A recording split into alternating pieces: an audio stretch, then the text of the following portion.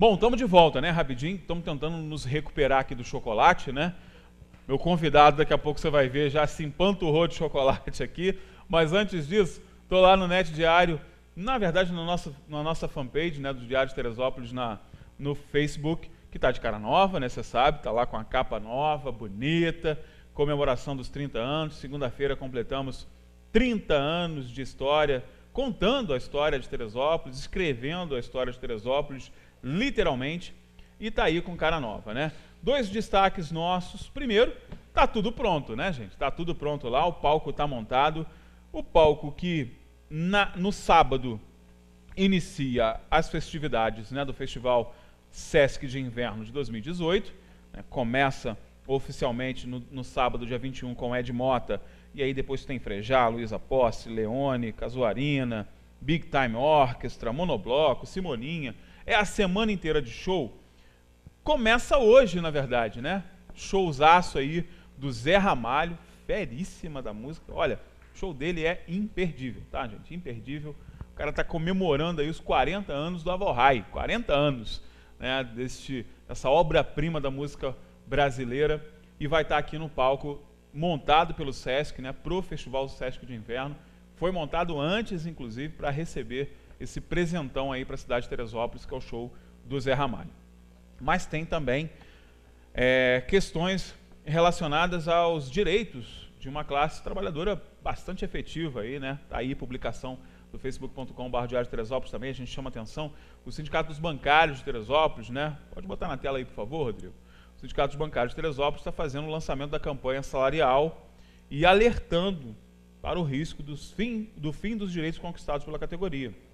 Esse acordo, né, feito, que trouxe para a classe, né, dos bancários uma série de benefícios, ele teria o fim agora, né, em 2018, e a classe está lutando aí pela manutenção desses direitos que, em tese, terminariam agora este ano. Está aí a ação, né, tá o meu amigo Cláudio Mello, o pessoal do sindicato lá à frente do Bradesco, fazendo agora. Essa publicação foi feita com imagens de agora há pouco mesmo, lá na unidade do centro, tá bom? Bom, ele já comeu chocolate pra caramba aqui, né? Já experimentou. Eu tô limpando os dentes aqui, tô tentando. Ele experimentou todos os chocolates, né? Rapaz do céu. Ó, mas não fica de olho na cesta não, que a cesta é minha, hein? Não, é isso que eu tava falando com o pessoal, falando com o Rodrigo. Esse negócio tem que abrir essa cesta aqui. A cesta é minha. Bom dia, minha gente. Você precisa ver a cesta. Você viu a cesta, né? Rapaz, não, vamos dividir isso aí, irmão. Né? Vamos jogar pra cima. Vamos, a gente. Aí joga pra cima, a gente compartilha. Eu tiro a blusa aqui e levo tudo. A gente compartilha, rapaz, né? Você tava falando do Zé Ramalho. Eu estava vendo esses tempos atrás, não é muito antigo não, mas Zé Ramalho com Sepultura. Zé Ramalho, Sepultura no Rock in Rio. Foi de outro mundo aquilo dali, rapaz. Por um acaso eu estava lá. Você estava lá? Eu estava lá, poxa, showzaço. Mas muito legal, foi uma combinação maneira, né? Porque é muito diferente, né, velho? Eu sou super fã do Zé Ramalho, acho muito legal, cara. Acho um dos caras assim mais competentes da música brasileira mesmo. Tem uma voz única, fenomenal, única, valorizada no mundo inteiro. Tem assim umas obras-primas, né, que a gente gosta. Eu, por exemplo, acho a versão dele de Sinônimos, né, que ficou muito famosa com o Chitãozinho e Chororó. Acho a versão dele de Sinônimos perfeita, simplesmente perfeita. Interpretação, qualidade de letra, harmonia, tudo. Mano, cara é fera. É uma voz diferenciada. É um presentaço. Falando de voz, aí falou de Sepultura, né? O tal do Derek, né? Derek também é maluco. Rapaz, é uma flor de pessoa falando. Depois tu vai ver aquele aquela coisa gutural. Mas é o americano mais brasileiro que eu conheço, é o Derek. Que maneiro. Os caras são bons. Agora ele não vai falando de música, não. Ele vai falar de música. Não, eu não sei falar nada de música. Ele não entende nada sei de nada de música. Eu só sei consumir música. O resto. Apesar da primeira igreja ser uma primeira muito. Ser uma igreja muito musical. Falando nisso, a primeira igreja está com evento. Tem. Né? A gente está com a Convenção Batista Fluminense. Então a gente está. Dia 18 ao dia 21 é sábado, né? Então, 18 a 21, tá o pessoal das igrejas batistas, estão todas indo para lá. Todo mundo reunido aí, né? Batista do Rio, né? A Convenção Batista Fluminense é a maior convenção que tem mesmo. A igreja batista, ela é por associação, ela se associa, não há uma ideia obrigatória, né? Assim, posso ser pastor de uma igreja batista sem ser associado a uma convenção. Mas se você ser associado à convenção, isso te ajuda muito na na troca de ideias, Sim, na ideia de regimento estatutário, ou seja, de ter uma normativa, uma mesma consciência, prezar pelos mesmos princípios, que a gente chama dos princípios batistas. E uma coisa interessante, que é uma coisa até um tanto filosófica, que é a ideia de que todo batista, e isso é coerência como princípio da Igreja Batista, ele preza pelo direito da liberdade. Então, assim, eu posso não concordar com o que você fala, mas eu vou lutar até o final o seu direito de dizê-las. Então, a ideia de o princípio de liberdade da Igreja Batista é algo que vem já desde a Inglaterra, que vem, vai para os Estados Unidos, tem muita coisa de regimento batista também nos Estados Unidos, essa ideia de liberdade. Então, a Igreja Batista ela vai para a associação e a gente está lá, reunido lá na convenção. Eu saí de lá rapidinho e vim para cá, porque para mim é um prazer. Eu vim, encontrei gente de Cabo Frio, gente para São Gonçalo, Nilópolis, todo mundo, tá todo mundo aí, né? E essa coisa da unidade da Igreja Batista é muito legal, né? Eu já tive em Igreja Batista, por exemplo, na América, né? E é muito bacana que você tem a clara sensação de que você está numa Igreja Batista aqui do Brasil. Exatamente, né? Isso é muito legal, né? Isso é muito legal. Isso é muito bacana, legal. muito bacana mesmo. Você vê tem muitas igrejas, até igrejas hoje batistas aqui, que têm valorizado cada vez mais a música, né? Não é uma ideia, não é um monumento só da primeira igreja. Não, tem várias igrejas faz parte da primazia mesmo. Exatamente, do batista, o coral, a ideia de coral, aquele negro spiritual, que é aquela galera que chega lá, dança, canta, e é muito legal. Você vai ver isso em Atlanta, por exemplo, você vai ver isso em Washington, em Nova York, você vai ver isso no México, você vai ver isso no Chile, você vai ver isso no Brasil. Então é uma ideia muito comum da Igreja Batista, a ideia da música, do coral e os princípios, como eu te falei, a ideia de liberdade. Né? Isso é muito legal. Tem alguns, como a Igreja Batista preza pela autonomia da igreja local, eu estou dando uma história de Igreja Batista aqui. Você me desculpa. Ouça só um pouquinho aqui, rapidinho. A ideia da Igreja Batista preza pela autonomia da igreja local. Então, como preza pela a autonomia da igreja local, pode ser que alguns pastores e algumas comunidades possam destoar de alguma coisa. Destoando absurdamente, vai ter uma determinada intervenção, conversa, bate um papo, isso, aquilo. Mas é o que eu estou te falando, diferente de igrejas como metodista, presbiteriana, que são igrejas que elas trabalham por concílios, e aí tem um bispo, tem a figura de um bispo, tem na igreja presbiteriana a figura de um presidente do Supremo Concílio, e aí essas situações são mais rígidas. O bispo, por exemplo, na igreja metodista, é ele que diz para onde um pastor vai. O pastor vai agora para Petrópolis, outro vai para Manaus, um exemplo. Que é uma organização muito próxima da Igreja Católica. Exatamente, né? Porque ela vem de uma raiz anglicana, que consequentemente anglicana, Igreja Católica também. Então essa ideia dessa raiz ela não perdeu, apesar de liturgicamente a Igreja Metodista ter mudado muito. É uma igreja que era uma igreja até muito tempo, um âmbito uma liturgia muito tradicional. Hoje não é uma liturgia, já hoje há algum tempo, não é uma liturgia tradicional, assim, mas tem o bispo como a figura principal. A Igreja Batista não. A Igreja Batista você vai lá, vamos dizer, está num momento de sucessão pastoral. Nessa ação de sucessão pastoral, ela pode chamar vários pastores para pregar até lá e falar o seguinte: gostei desse, vamos votar nesse. Vamos escolher, vamos então fazer a congregação, a igreja, a assembleia tem uma autonomia também na votação, no voto. É bem interessante, é bem legal. Eu escutei de uma vez de um pastor americano, um pastor batista americano, que ele me disse em Nova York, que eu perguntando, né, guardando essas semelhanças, né? Legal. Eu sou questionador, pergunto mesmo, tô nem aí. Você é jornalista, rapaz. Você vai perguntar para todo mundo. E ele me respondeu o seguinte: ele falou, irmão, aqui na Igreja Batista a gente deixa o Espírito Santo tocar. Então, o que mandar. Por isso que não há essa questão da imposição, né? Até liturgicamente falando, né? Sim. As igrejas têm essa liberdade, mas confiando na figura do Espírito Santo tocando ali, né? Exato. É mais ou menos isso. Ele respondeu bem, né? Por aí. Caminhou. Ele respondeu bem. Acho que ele sabe do que está falando. Certo. Agora, perguntando ao pastor, né? Claro, a gente sempre traz aqui algumas reflexões do que a gente trouxe ao longo da semana, né? Sentimentos que a gente acabou batendo de frente aqui, e que é importante a gente ter essa visão espiritual e tão bem embasada como o pastor sempre nos traz aqui. A minha pergunta para o pastor essa semana é relacionada justamente a isso que a gente acabou de falar aqui com a Rosana, né? Esse retorno do sentimento de autoestima do teresopolitano. Nós da imprensa estamos percebendo isso na população de uma forma geral. Comércio está percebendo, você viu a Rosana falando, os expositores estão felizes. E na religião, na igreja, as pessoas estão já demonstrando essa essa presença de uma autoestima um pouco mais acentuada? Eu acredito que pensamentos igual a pós-modernidade, que quebrou muita rigidez de verdades absolutas, trouxe para a gente alguns benefícios. Eu vou falar um só deles aqui para a gente não ficar devagando, porque senão eu vou devagar demais. Uma delas era a grande questão e aí eu tenho que entender o que ele fala, tenho porque é lógica.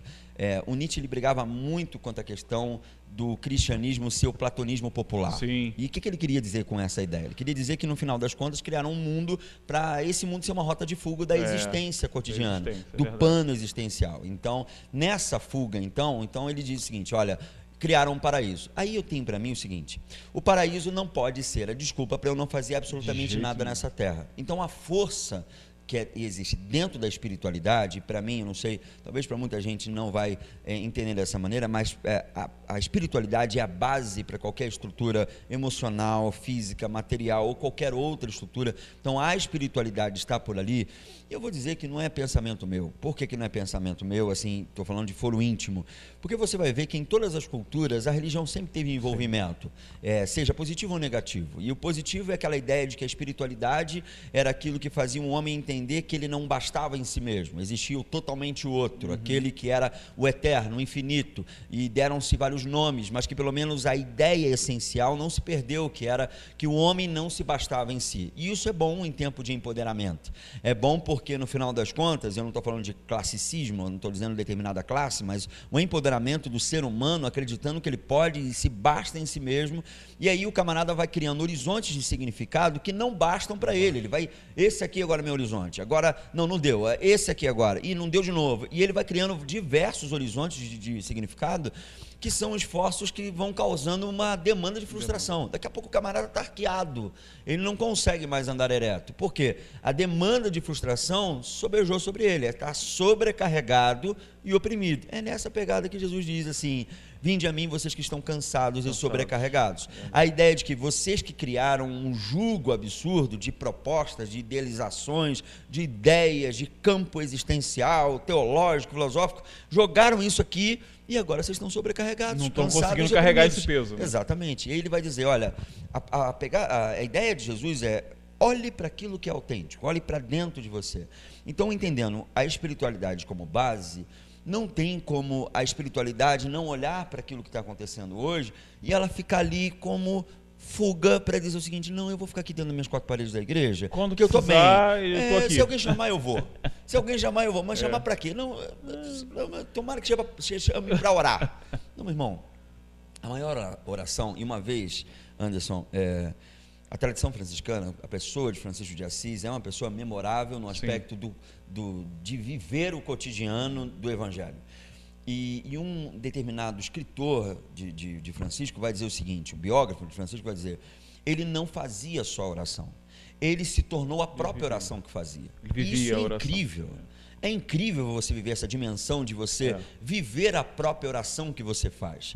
Sabe, eu faço uma coisa, você vai achar que é maluquice, mas às vezes eu costumo orar alto para perceber o que eu estou pedindo, o que eu estou falando para Deus. Porque na realidade às vezes eu não estou nem pedindo, é um diálogo, eu estou pensando sobre a vida, eu estou remoendo o que está dentro de mim.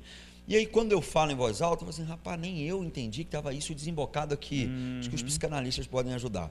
Mas a ideia de que nem eu sabia que isso estava aqui dentro, a pulsão, né? Pulsão de morte, de vida, eros e thanatos. Mas a ideia de que eu nem sabia que isso estava tanto dentro de mim. E aí você daqui a pouco começa a se envolver e se transformar na oração que você faz. É interessante porque eu vejo muita gente dizendo o seguinte, Anderson, eu preciso que alguém enviado de Deus para ir lá resolver o problema lá de casa.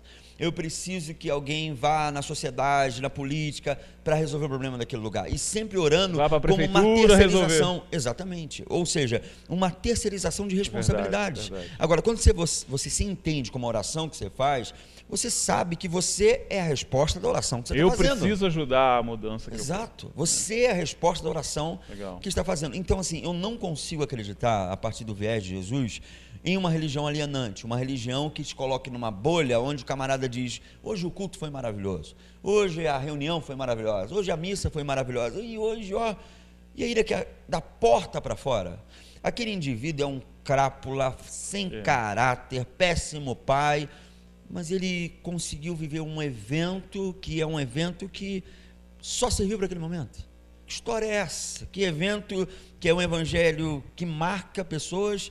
Que evangelho seria esse que só marcasse evento? Cara, o evangelho é aquele camarada. Vamos falar da figura de Mateus, o Levi. Mateus, Levi, ou Levi Mateus, lá, que a Bíblia vai dizer ambos os nomes para ele, era o camarada cobrador de impostos.